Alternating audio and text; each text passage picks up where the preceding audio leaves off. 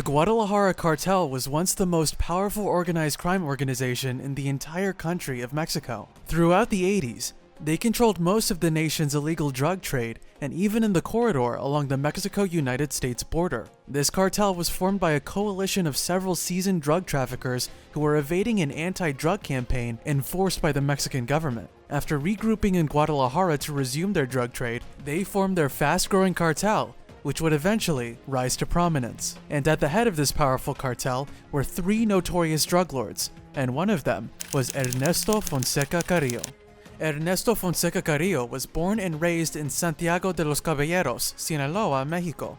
There is some dispute concerning his precise date of birth. Some say he was born on the 1st of August, 1930, while others say he was born sometime in 1942, although the official records of the United States Drug Enforcement Administration seem to be in favor of the latter. The small town where Ernesto grew up was known as Badiraguato. This place seemed to be a breeding ground for delinquents. Several drug lords, including the infamous Joaquin Guzman, more commonly known as El Chapo, also originated from this town.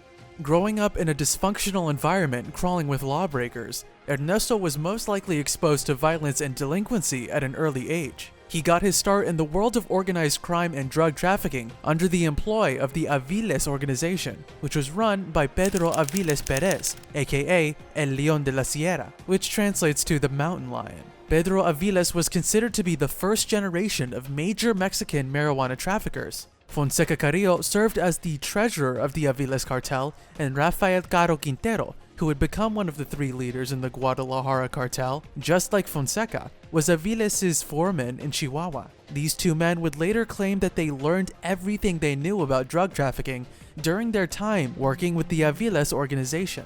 In 1978, Pedro Aviles was killed during a shootout with the Mexican Federal Police. This shootout, and by extension the death of Pedro, is believed to have been set up by Ernesto Fonseca himself. After the death of the organization's leader, Fonseca and his associate, Caro Quintero, took over the drug trafficking routes that were once under the control of the Aviles organization. Caro Quintero quickly began acquiring marijuana and poppy plantations for the production of illegal narcotics. Another emerging drug capo, who would eventually be the third and final leader of the Guadalajara cartel, Miguel Angel Felix Gallardo, played an essential role in helping the trio to move their illegal drugs. Miguel used the connections he had made while serving as a Sinaloa state police trooper and as a bodyguard to Leopold Sanchez Celis, the then governor of Sinaloa state, to broker the corruption of key state officials. With illegal drug plantations, established trafficking routes, and corrupt officials who would ensure the group carried out their illegal trade with minimal interference, the trio were on their way to running a thriving drug trade. Between the late 70s and early 80s, the Guadalajara Cartel was formed. It was one of the earliest drug trafficking organizations in Mexico. Ernesto Fonseca and the other members of the Guadalajara Cartel were the pioneers of the reign of drug lords and their cartels in Mexico and even the United States. Under the leadership of Fonseca and his associates, the cartel thrived. They shipped tons of cocaine, different variants of marijuana, and other hardcore drugs to the US and within Mexico. Ernesto Fonseca and his partners in the Guadalajara Cartel were also the first Mexican drug traffickers to work with Colombian drug cartels. Throughout most of the 70s and into the early 80s, Colombian drug cartels were responsible for almost all the cocaine that was smuggled into the US. The Colombian traffickers moved their drugs through Florida and the Colombian Sea. Unfortunately for them, the US began to strictly enforce more law enforcement measures to prevent these drugs from finding their way into the country.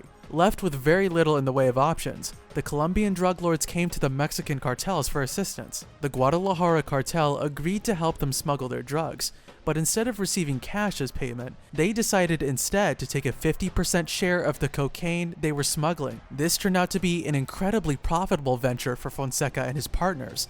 It is estimated that the Guadalajara cartel gained a profit of about $5 billion for trafficking this cocaine. Although drug trafficking seemed to be their most prominent and lucrative activity, Fonseca and his cartel were notorious for being involved in other choice illegal activities outside drug trading. Some of these include extortion, arms trafficking, torture, murder, and money laundering. In 1982, Ernesto Fonseca was indicted for participating in a money laundering operation in San Diego. However, before the DEA could receive permission to wiretap the phones in the location where Fonseca was suspected to be hiding, Fonseca had already fled to Mexico, successfully evading an ambush by law enforcement. Ernesto Fonseca Carrillo was more than just a drug lord, he was a mentor. He had a son by the name of Gilberto Fonseca Carrillo, but on February 13, 1983, his son was shot and killed outside the Arena Coliseo in Tijuana after a boxing match. Despite this unfortunate death, Ernesto found a young protege in his nephew, Amado Fuentes Carrillo. Amado was exposed to the life of organized crime under the mentorship of his powerful drug lord uncle and as part of the Guadalajara Cartel. Ernesto eventually sent his nephew to Chihuahua State to oversee his cocaine shipments and also to learn about border operations under the tutelage of Pablo Acosta, the leader of the Juarez Cartel. When Acosta, commonly known as the Ojinaga Fox, died in 1987, his position was filled by a high-ranking member of the Juarez Cartel, and Amado became the second-in-command to the new leader. A few years later, Amado would seize control of the Juarez Cartel by killing his superior. Just like his uncle, Amado soon made a name for himself in the illegal drug trade. He became one of the most notorious drug lords of his time, using a large fleet of private planes to traffic his drugs through airspace. This earned him the nickname the Lord of the Skies. Ernesto and his cartel operated in various regions including Jalisco, Baja California, Chihuahua, Sinaloa, Sonora, and Colima. With the help of the corrupt DFS, a Mexican intelligence and security agency which was headed at the time by Miguel Nazar Haro, Fonseca and his cartel could operate within Mexico with impunity. Their influence continued to spread until they had almost monopolized the entire drug trade. But unfortunately, Ernesto and the rest of the Guadalajara cartel would soon be shown that they weren't invincible. In 1980, the DEA employed a special agent named Enrique Camarena to their agency in Guadalajara. This special agent, who was popularly known as Kiki, was a threat to the cartel as a whole.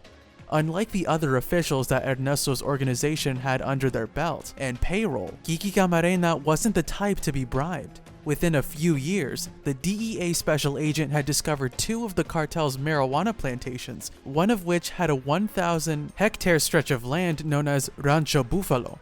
Rancho Buffalo had thousands of farmers working on it, producing a yield worth approximately $8 billion per year.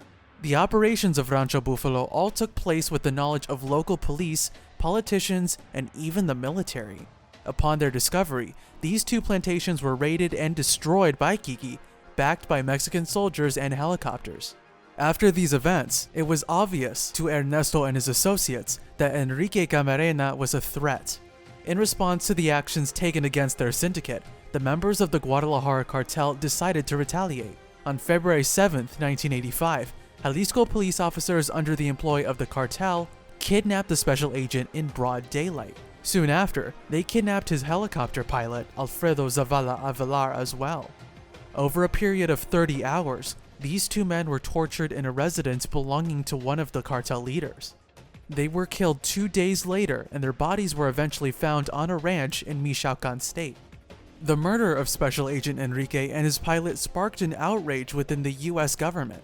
The DEA launched Operation Leyenda, the largest DEA investigation ever undertaken. Soon after, Ernesto and his fellow leaders in the Guadalajara cartel were identified as the chief suspects in the Camarena case. With the help of his powerful connections, wit, and maybe some luck, Felix Gallardo was able to evade capture for a couple of years. However, the two other leaders of the cartel, Ernesto Fonseca and Rafael Caro Quintero, were not as fortunate. On April 7, 1985, just a month after Kiki's body was found, the Mexican army located Fonseca at his villa in Puerto Vallarta. The army surrounded his villa, leaving Ernesto with little choice but to comply with their instructions and surrender. Upon his arrest, Fonseca was charged with the torture and murder of Special Agent Enrique Camarena, among other criminal charges. Even though he was linked to the murder, and even admitted to taking parts in some of the events surrounding the kidnapping, torture, and murder of the agent, Ernesto never admitted to killing Camarena. He insisted that he was outraged that the agent was tortured. Despite his plea of innocence, Ernesto was found guilty of Kiki's murder and was sentenced to 40 years in prison. In July of 2016, with about 10 years left on his prison sentence, Ernesto was transferred to house arrest because of his old age and declining health. The petition to move him into house arrest was first introduced by his attorneys in 2013. This petition faced severe opposition from the Office of the Attorney General, and it was eventually rejected by the judiciary. However, Ernesto's attorneys renewed the petition, and to the dismay of quite a lot of people, this petition was granted. Fonseca was put in the care of his wife, with 4 guards posted at his house around the clock as well as closed-circuit cameras monitoring the premises. Before keeping the 86 or 87-year-old Ernesto in his house, the authorities carried out various security checks at the house, including screenings, to ensure that there was no tunnel through which the convicted drug lord could potentially escape. According to Eduardo Guerrero, the federal prison's chief, officials fought for over a year to keep Fonseca in prison, but the judge's order to release him into house arrest had to be followed. His daughter, Johanna, explained that he possibly had colon cancer, that he had lost his vision in one eye, and was suffering from other ailments as well. On March 31, 2017, with about 8 years left for him to serve, Ernesto Fonseca Carrillo was released from his sentence on probation. He was able to leave his home without even needing to wear an electronic bracelet. Once the most powerful gang in Mexico, the Guadalajara Cartel is now defunct. To make operations easier, the cartel was split into different factions. With the 3 leaders out of the picture, these factions became independent drug cartels, some of which have completely disintegrated. The remaining surviving factions are currently participating in a long-running rivalry, battling each other for the space at the top. Don't forget to like this video and share, and so you don't miss out on new videos, subscribe to the channel and turn on post notifications. Until next time.